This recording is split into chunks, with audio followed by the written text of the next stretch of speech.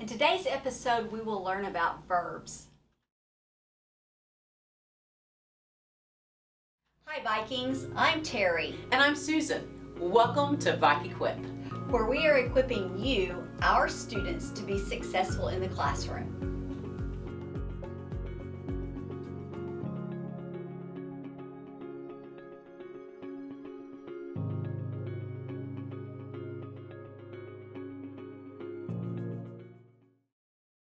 As we're writing, we usually choose one of three tenses.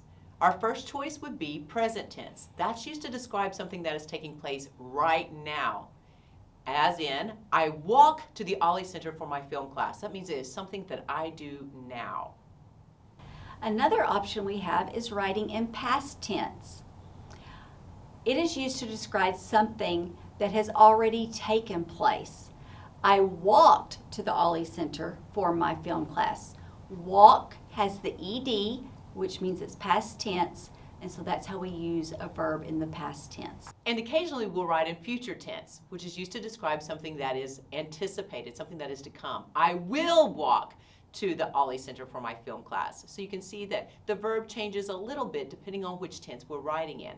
The main thing is that we want to be consistent in tense. So if we start a story or we start an essay in present tense, we need to stay in present tense. If we start it in past tense, stay in past tense.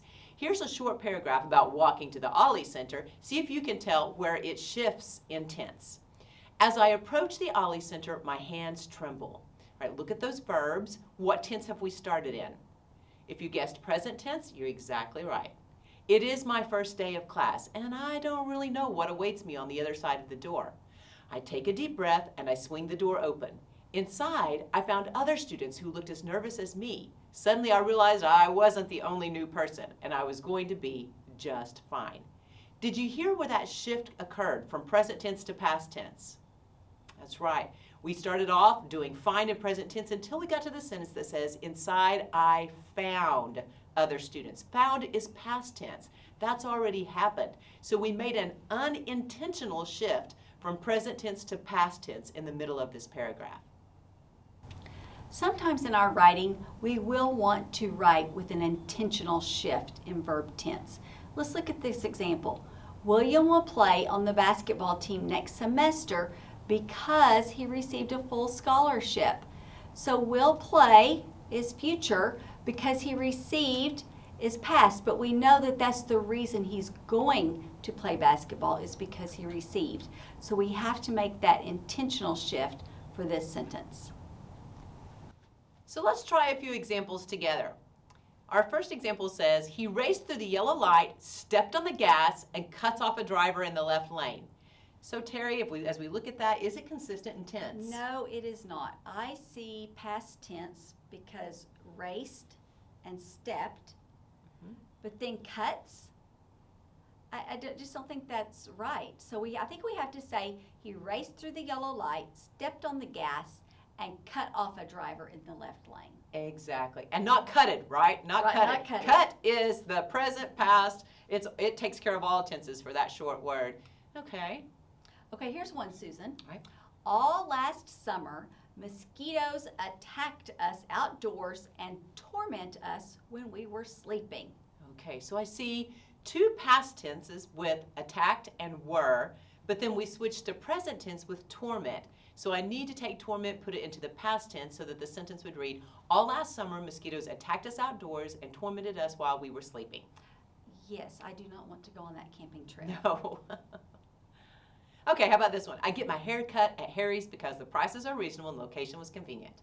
Okay, well I see I get because, but what location was convenient? What if we rephrase that and say, I get my hair cut at Harry's because the prices are reasonable and the location is convenient? Yes. Then we have consistency in verb tense. Exactly. There are a couple of other tricky verbs that we need to address, one of them being the word use. So which of these sounds better to you? I used to be a gymnast, I used to be a gymnast. Well, most of us might say used, right? That's what we say, U-S-T, used. The correct answer is used. And the reason why is because this is in my past. I used to be a gymnast, so I need to add that ed for past tense. The same works with the word suppose. I was supposed to show up early. I was supposed to show up early. It sounds a little funny to say supposed because, again, we're used to saying supposed to, right? We've made our own word. But the correct answer is supposed because it's past tense. Okay, let's look at some sentences where we have these words have and of. Okay. This is going to get a little tricky. I could have danced all night. I could have danced all night. We may speak with both of those, but I could have danced all night is going to be our correct answer. Because it's still a part of that verb. Have would be a verb. Of is a preposition. It just can't work in the middle of that verb. I should have called my mother. I should have called my mother. Again, we need to choose have because of the of being the preposition. We're not going to use that as our verb. I would have taken another exit. I would have taken another exit. Again, when we're talking, we may say I would have, but in writing, we need to say I would have taken another exit. Exactly. I think sometimes we say woulda, coulda, shoulda. Yes. And so it makes it hard for us to hear which one of these is correct. We have just a few more tips for you concerning verbs. Marissa don't like to swim in deep water.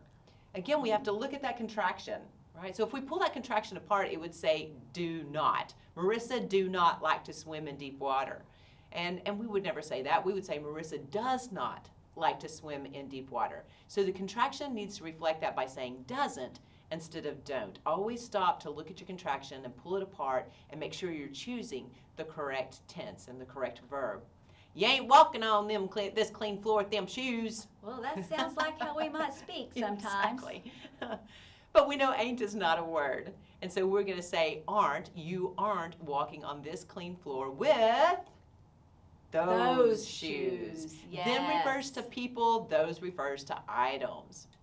And finally, you was right to speak up. Well, with you, we're going to choose the verb were. I was, you were, and that will keep everything in tense. So you were right to speak up. With these tips, you will have no problem staying consistent with your verbs.